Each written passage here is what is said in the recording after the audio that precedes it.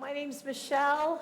I'm one of the pastors here, and it is my privilege and honor to welcome you to, I was thinking the other day, talking with Ed, about how many years we've been doing this candlelight service.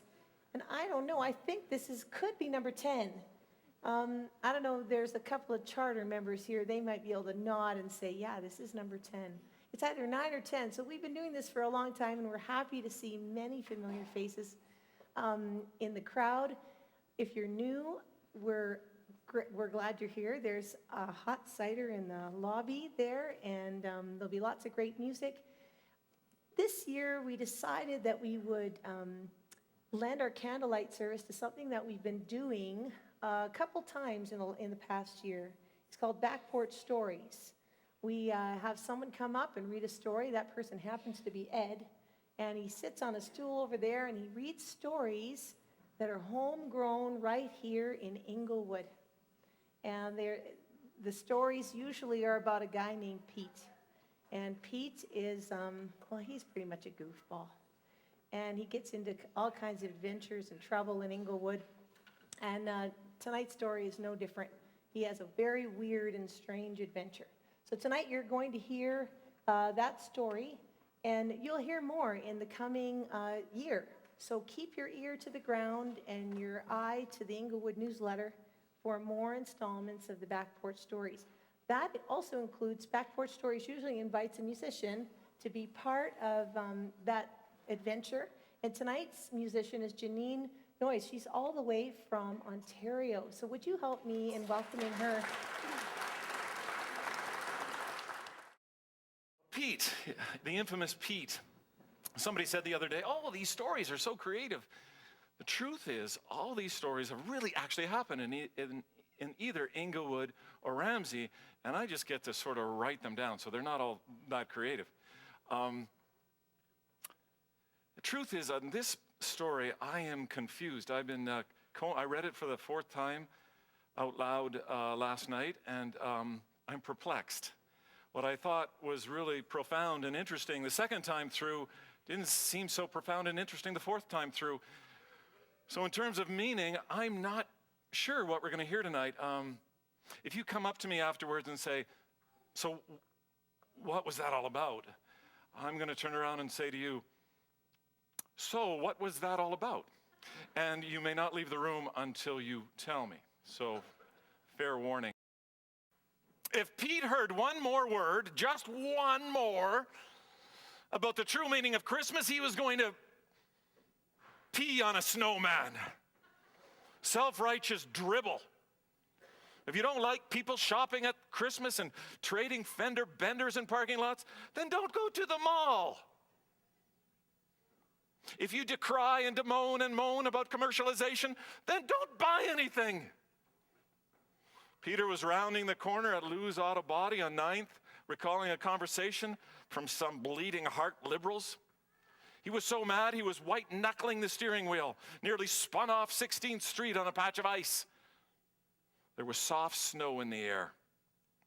What are these winter tires really good for, he thought. Pete couldn't get the laments of Christmas off his mind. Naturally, he hadn't said anything at the time.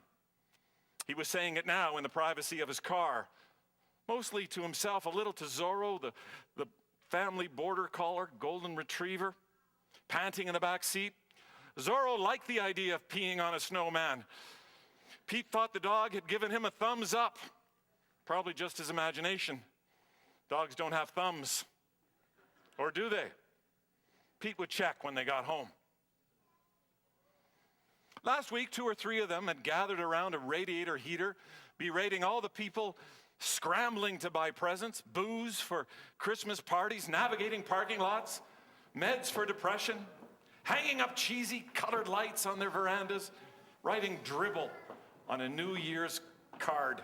People don't know what the real meaning of Christmas is about anymore. Shrieked Charlotte.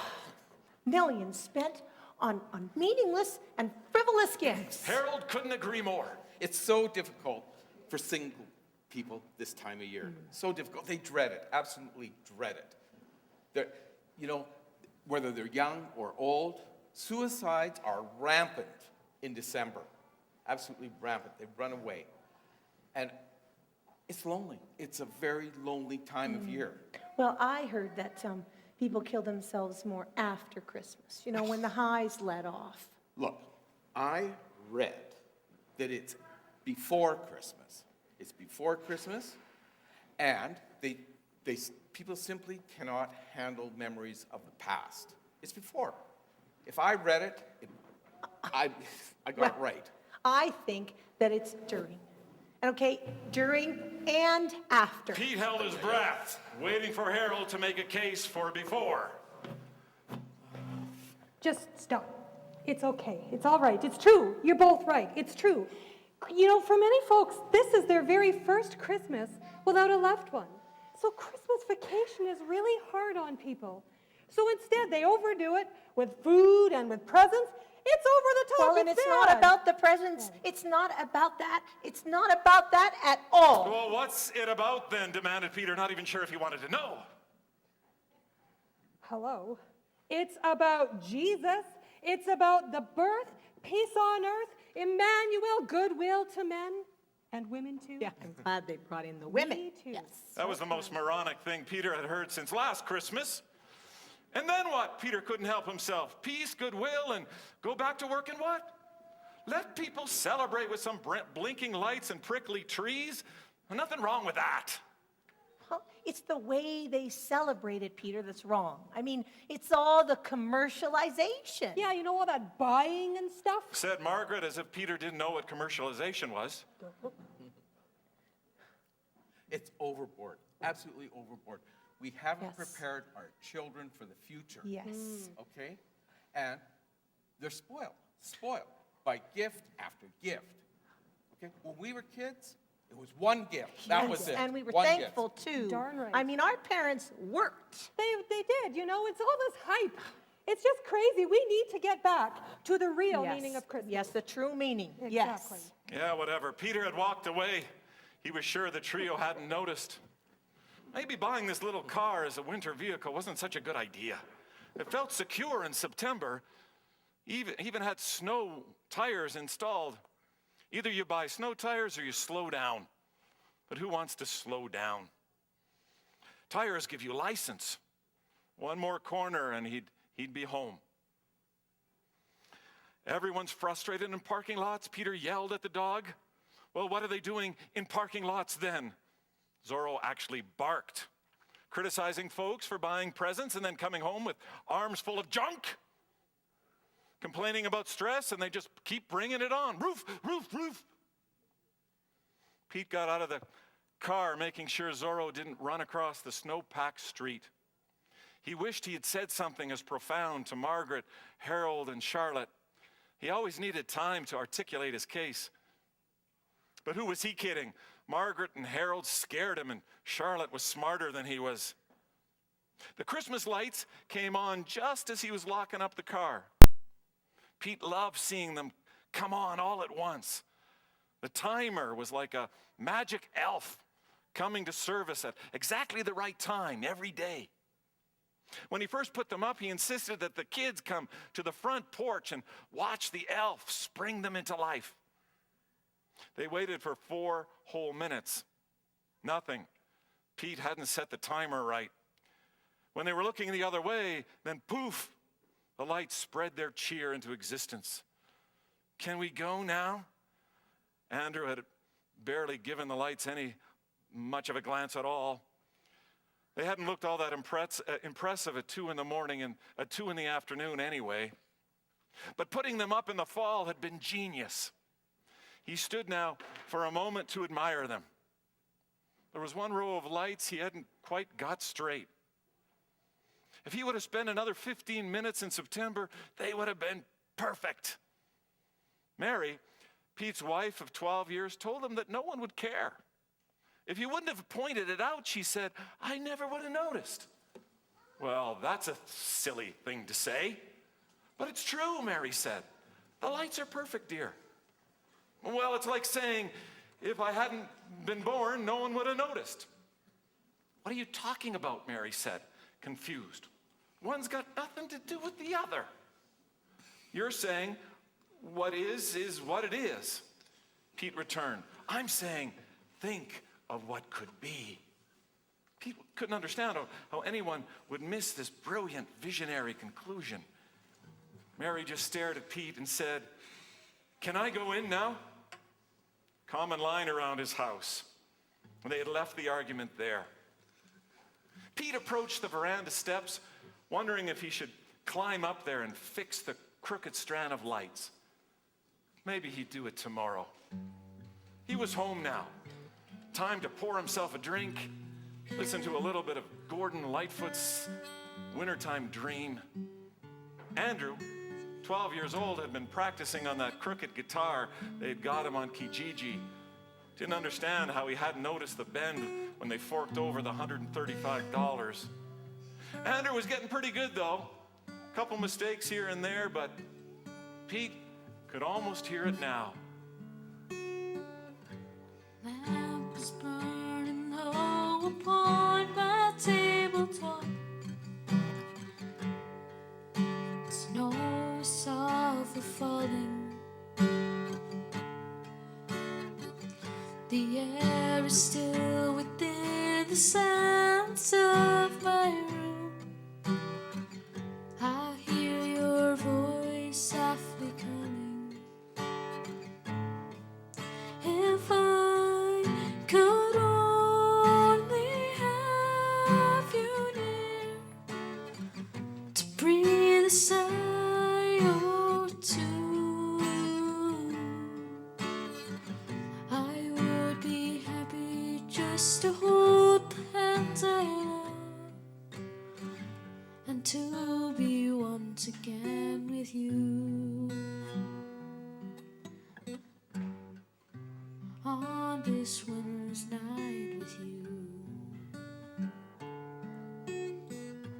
Pete was beat to the front door by Sharon, who had been stationed on the other side the whole time he had been staring and wondering at the lights. She rushed to open it before he was within an arm length of the handle. She's been found, she shouted. Our prayers have been answered. Oh, good, replied Pete, squeezing into the house around Sharon. What exactly have we been saved from? Boswell. We've been saved from Boswell? She's alive. Sharon was beaming. Someone found the cat? Pete couldn't believe his bad luck. There was only one thing worse than an arrogant pet cat, and that was squirrels in the attic, or maybe bats in the attic, or maybe pigeons in the attic. Pete actually found himself calculating what was worse. Boswell is alive! Sharon was trying to win back her father's attention. Pigeons, that would be the worst. Can you imagine the poop? Daddy, he's not dead.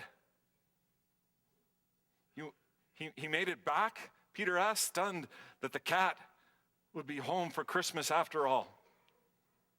The night before, the family had been discussing what everyone wanted for Christmas. Andrew had talked endlessly about the variety of video games out there.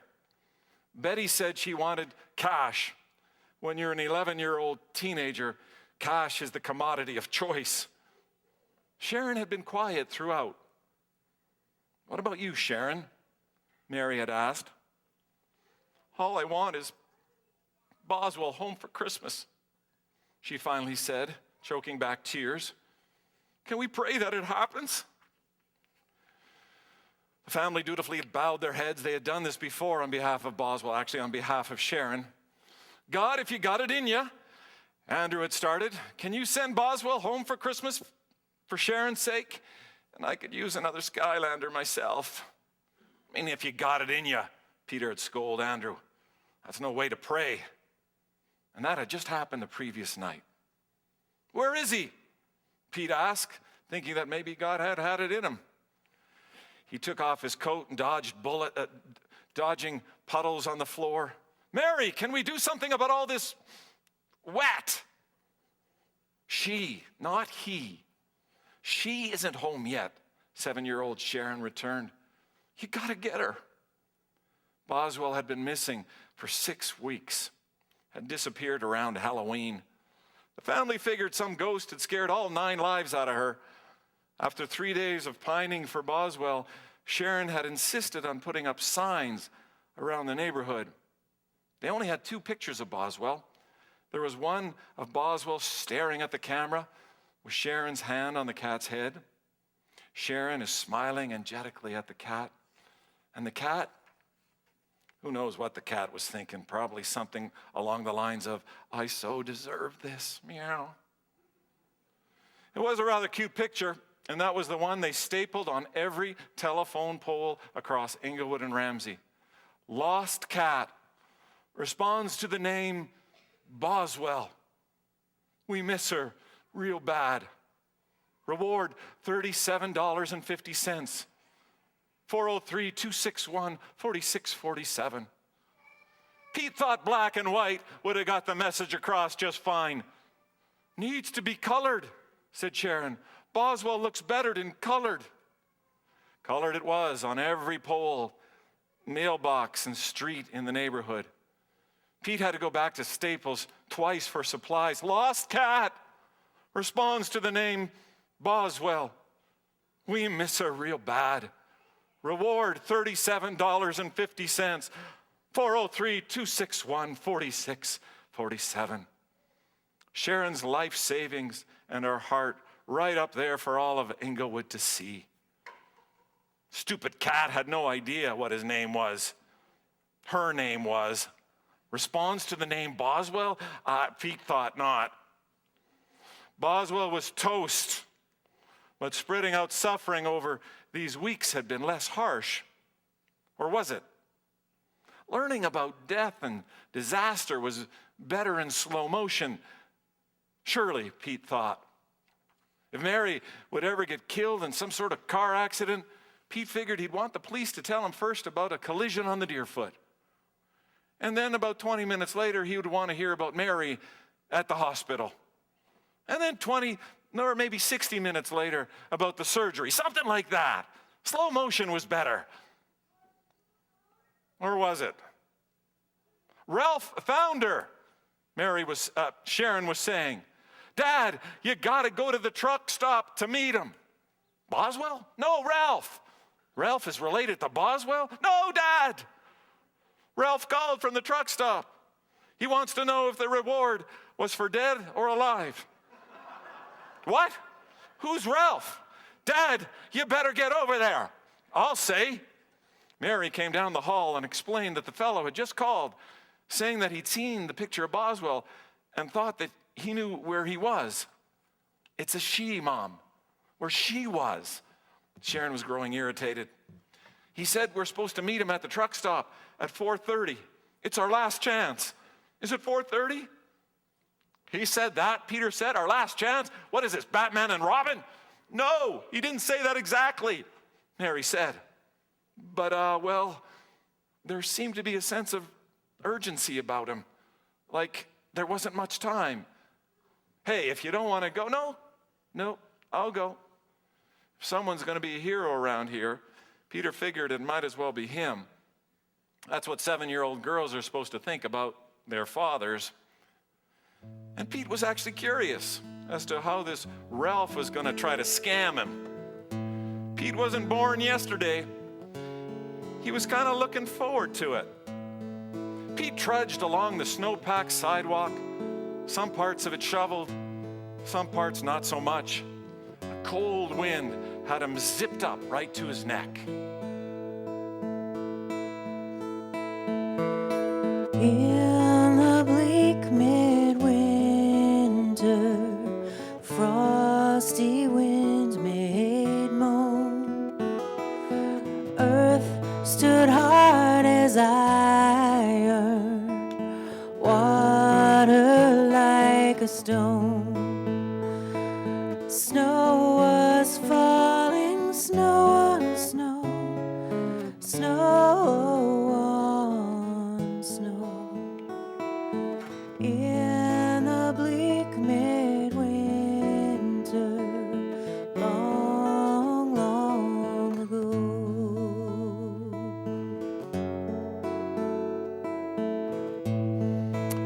It was only 2 blocks before he could read the sign, Blackfoot Truck Stop.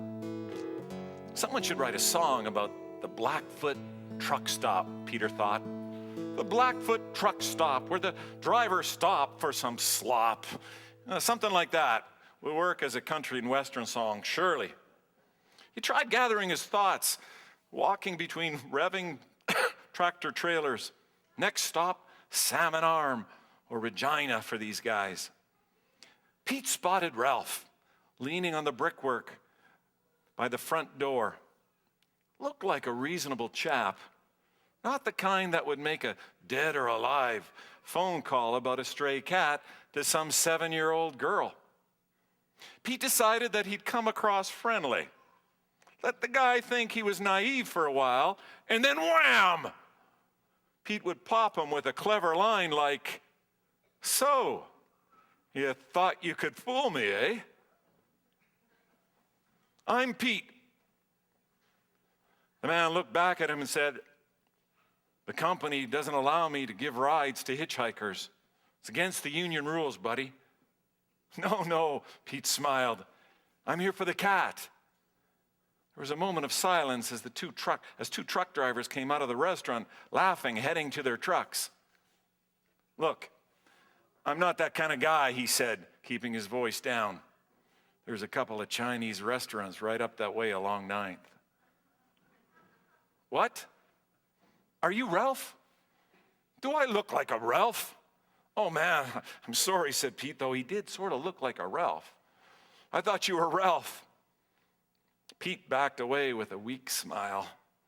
He pulled the front door open to find an unshaved guy with a bathrobe staring up at the ceiling. He had an open-mouthed grin on his face, revealing buttery-colored teeth. He also had a scar under his eye, or something under his eye. It was hard to tell because there was a baseball cap on his head and was casting a shadow over his face. "You got the time, buddy?" he asked Pete. "Yeah, actually it's 4:30 on the button." "Well, I'm here to meet a guy at 4:30. "Oh, good," was all Pete could think of to say. He walked in the cafe and scanned the crowd. Wasn't very busy at 4:30 on the button. Guess there wasn't much of a dinner to... Only then did he realize that he may have just met Ralph. Maybe. He walked back to the foyer to find the man with laceless running shoes still staring at something in the ceiling. "You Ralph?" "Me Ralph?" he said. "Are you Ralph?" Pete tried again, looking up and seeing nothing. "Who wants to know?" He was still grinning that wide open-mouthed grin. At a closer look, the scar wasn't a scar, but a dark mole, about the size of a nickel. "You're wearing a bathrobe," said Pete. "Nice of you to notice. Want to see what's underneath?" "No, look, I'm here to claim Boswell. Picked it out myself." Pete stared at Ralph, calculating. "It's too cold for a bathrobe." "Who?" Ralph was now eyeing something over Pete's head. "Boswell, my daughter's cat. Are you Ralph or aren't you?" "I'm just pulling you, man," he said, rearranging his robe. "Relax." "Yeah, I'm Ralph, and I think I've got a handle on your Boswell. Got any dough?" "No money, pal, until I see Boswell or hear his voice. Is he tied up or what?" "You sure he's a he?" said Ralph. "You checked under the cat to see?" Pete nearly choked, imagining Ralph picking up Sharon's Boswell. What difference does it make? And isn't that a little perverted? Pete wasn't sure if it was or if it wasn't with a cat. "Do you have any money on you?" Ralph was wearing a Calgary Flames cap, though what had once been red was now a dark, soiled, brownish, blackish. Hard to tell anymore what team he was cheering for. "The suitcase is out front," smirked Pete. "Around the corner. 10 $50 bills, all unmarked. I got to see the cat first, though. Then we'll talk money." I need $8.50, Ralph said. That would pay the bill. Oh, really? Pete did have some cash on him, but it wasn't all that much. And besides, the last thing he wanted was to get taken by this guy. Anybody could have read the poster and dialed the number. $8.50. What was that all about? Pete thought of his clever line. Seemed like a good time to pull it out. So, you thought you could fool me, eh? What? Ralph said, swaying his head and arching his neck like he was listening to the Rolling Stones. I'm a little deaf in this ear. Which ear? Both of them, Ralph said. All right then, said Pete, taking out a coin. I'll give you a toonie if you take me to her. That'll be a nice start, he coughed, extending his soiled fingers. He slipped his hand under the bathrobe and possibly deposited the toonie in some chamber pocket. So precious, whispered Ralph, rolling his head towards the ceiling again before resting his eyes on Peter's eyes. He bellowed out a fit of coughing. Precious. Good timing.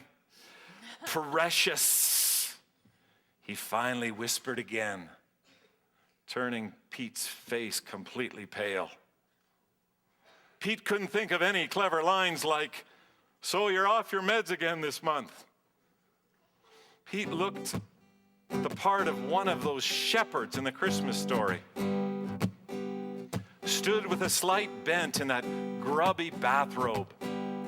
Kept looking up at the ceiling like it was filled with stars for navigation. Peter was tempted to look again, but he didn't dare. She's over by Colonel Walker's school, by the stoplight, said the shepherd. I'll take you there. Follow, follow, rise up, shepherds, and follow. Follow the star of Bethlehem. Rise up, shepherds, and follow. There's a star in the east on Christmas morn. Rise up, shepherds, and follow. It'll lead to the place where the Christ was born. Rise up, shepherds, and follow. Oh, follow, follow, follow. Rise up, shepherds, and follow. Follow the star of Bethlehem. Rise up, shepherds, and follow. Rise up, shepherds, and follow.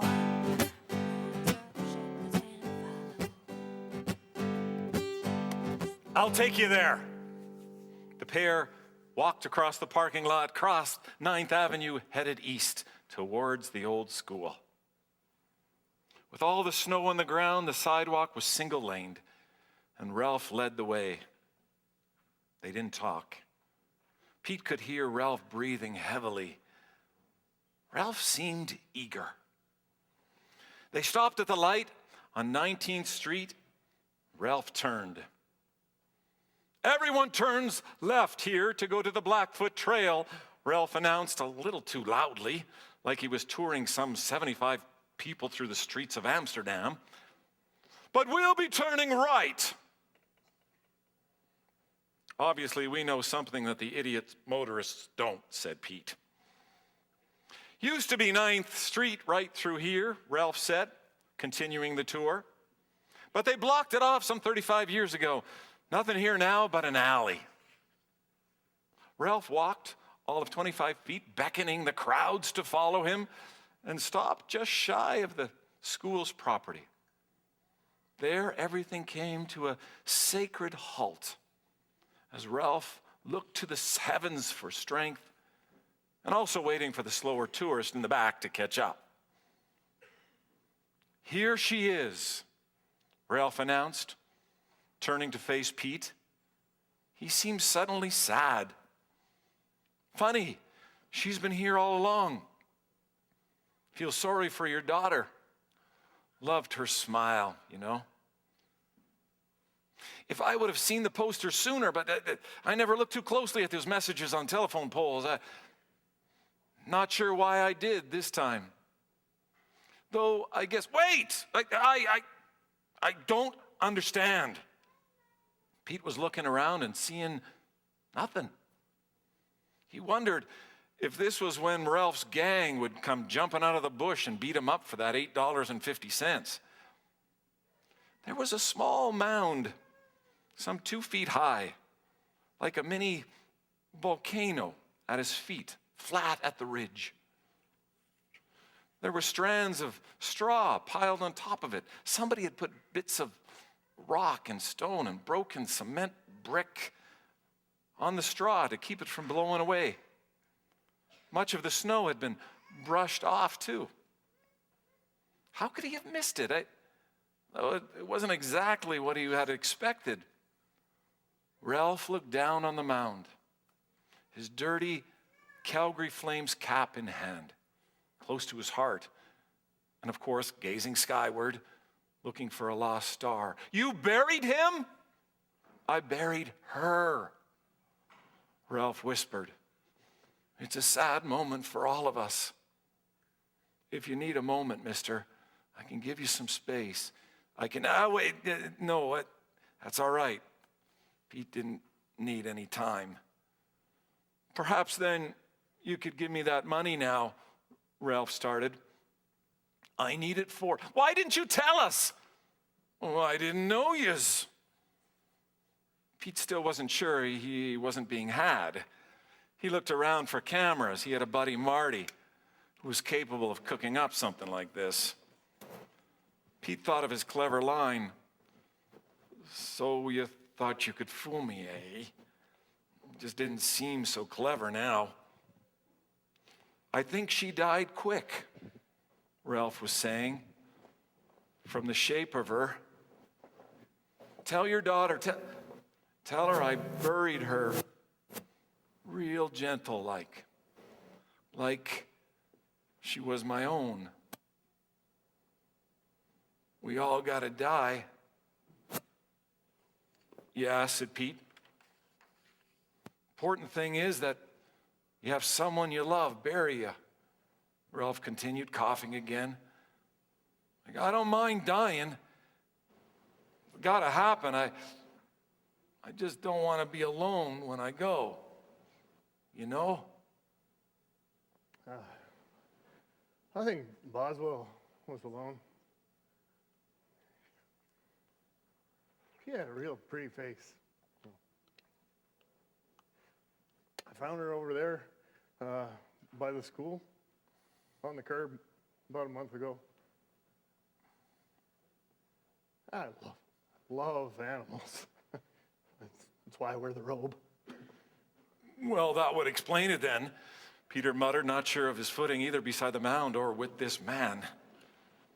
You know, animals can tell if you like them. Do you like animals, mister? Only asking because I'm getting a bit of a strange vibe from the mound.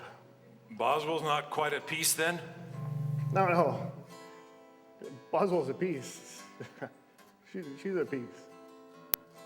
Well, that's what it's all about, isn't it? Resting in peace.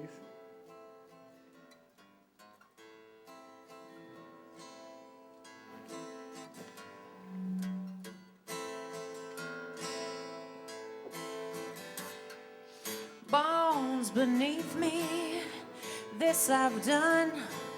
After fetch it, throw and run. Win, take, don't give back. Leave the dog alone. This Golgotha is my home. Dig down, dig, I grow old. Maybe treasure, maybe gold.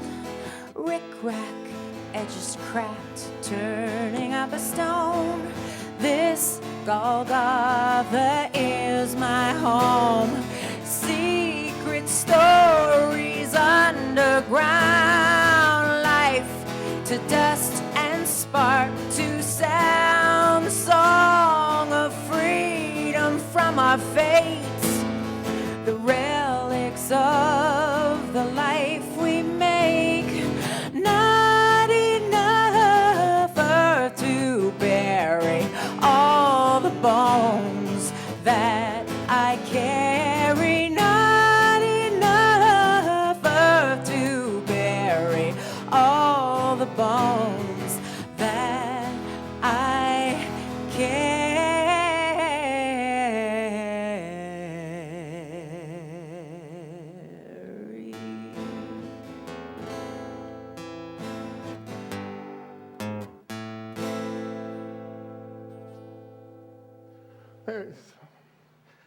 That's what it's all about, isn't it? I mean, that's what we all want. Peace. You got peace, mister? Right now, not so much, Pete said. Ralph appeared to be praying, blessing the mound, and he seemingly wasn't even noticing Pete. So, where do you live, Ralph? Pete asked awkwardly, vying to change the subject. Oh. Well, it depends on the day. I mean, when it's cold, I gotta move around a lot, and I got a sister-in-law, and she lives in Inglewood, but my a-hole brother, pardon my French, ran off on her, and anyway, I visit her whenever she lets me. Anyway, that's when I found Buttress. You mean Boswell? Right, Boswell? Sorry. I saw the posters about a week ago. That's when I put it all together.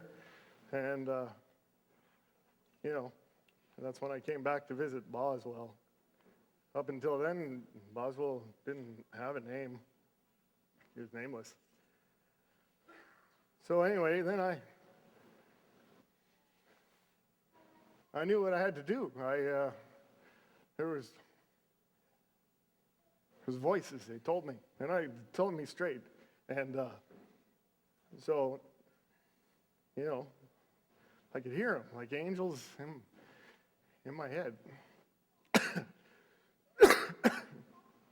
Anyway, everybody needs a name. Everybody needs a name. You believe, mister? An angel singing? I'm not sure. Ralph turned around and walked to the wooden fence at the side of the alley. Large branches reached from the other side of the property, making kind of a canopy along this side of the fence. There was a kind of a gray, gloomy tarp camouflage between the branches. Difficult to make out, but with some scrutiny, Pete knew where Ralph had spent the night. Perhaps where he had spent several nights in the past week. Ralph disappeared between or under the debris. This little 2 feet by 6 feet wreck of a tent. Pete stood alone. Everything seemed very still, quiet. He stared at the mound. Could Boswell's bones, or whatever was left of him, her, really be under there? Guess there was only one way to find out. But Pete didn't relish the idea. You need a pickaxe, not a shovel. A pickaxe and a blowtorch. Leave well enough alone. Pete heard the tarp twist back and saw Ralph literally crawl out of the space. With his hands occupied, Ralph got to his feet with some effort, using his elbows to get up. He nearly lost his balance. Ralph waddled back in his laceless shoes to Pete and the sacred volcano. In his hands was something that looked like a Russian fur hat. Ralph extended both hands towards Pete like an offering. It wasn't a Russian fur hat. When it got within reaching distance of Pete, it moved slightly. Pete stepped back like he'd seen a ghost. Ralph grinned that big, open-mouthed grin. "Be not afraid. Behold, I bring you good news." Ralph laughed until he coughed, a cacophony of laughter and choking and hacking and spitting. Ralph moved bits of the pebble and stone and rock from between the straw and placed the kitten on top of Boswell's grave. Wide-eyed, the kitten looked around stupidly. "I want your daughter to start again," Ralph said, stroking the cat reverently. "I walked to this animal thing in Forest Lawn. They wanted me to pay for the shots. I said I wouldn't leave until they gave me buttress." "Buttress?" Pete was a little stunned. "You don't like the name?" "It was the name on the cage." No, I like the name just fine," said Pete. "Buttress." "I promised them I'd pay them some money when I got it," Ralph said. "I made a real fuss. I think I raised my voice or something. Human shots are free, but you got to pay for cat shots? They need to get their heads examined." Ralph had another fit of coughing. Anyway, we ended up making a deal. I'd pay them $8.50 when I get it, and then they handed me buttress. They were happy to get rid of me. I don't know why, and I didn't care. You got us a kitten?" Pete said. "And I had to get it to you today, like now," explained Ralph. It's going to get below 20 tonight. I got to move over to the drop-in center. I'm leaving the wood of Ingle in an hour, and not by bus, you know." "Yeah," said Pete. "Anyway, the drop-in don't allow for any buttresses. Can you imagine? 400 homeless folk and their 400 cats and dogs." Ha! Ralph clapped his thigh and began laughing, which was quickly nullified with a bout of extreme coughing. The coughing lasted a lot longer than the laughing did. I'm not sure what to say," Pete said. "Well, I owe these folks in Forest Lawn. I gave 'em my word," Ralph answered. $8.50. Buttress ain't for you. He's for your daughter. I like the smile on her picture. I need the money now, mister." Pete reached into his wallet. "You got change for a 10? Pete said. Just kidding. All I got is a 20. It's all yours." Ralph took the 20 without a word and was already on his way back to 9th Avenue. There was a chill in the air. Pete watched Ralph wrap his bathrobe around his chest a little tighter. Pete felt an anxious panic. "I don't like the name Buttress," Pete yelled back towards Ralph, picking up the cat. "I want to change it." "Suit yourself," Ralph hollered back without turning around and without stopping. "How about Ralph?" "That ain't no cat name." Ralph had spun around, was looking way over Pete's head, arching his neck again as if there was some plane coming in for a landing. What was he looking for? Pete thought. What did he see? "It's my cat," boomed Pete. "No, it's your daughter's. Let her name it." Ralph turned around again and made his way to the sidewalk. Pete thought he said something else, but he couldn't make it out. Ralph turned left along 9th. Pete wanted to shout something to make him stay, but nothing came to his mind. The kitten was purring on his chest, and Ralph was gone.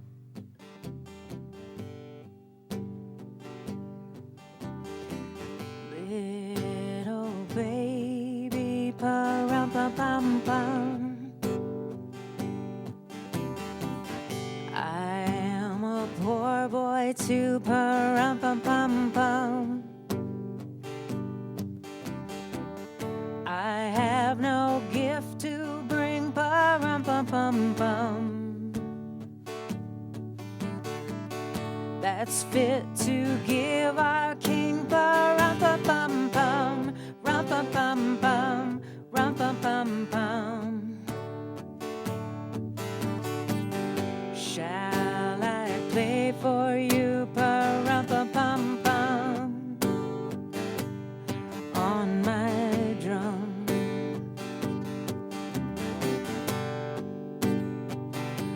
Pa-rum-pum-pum.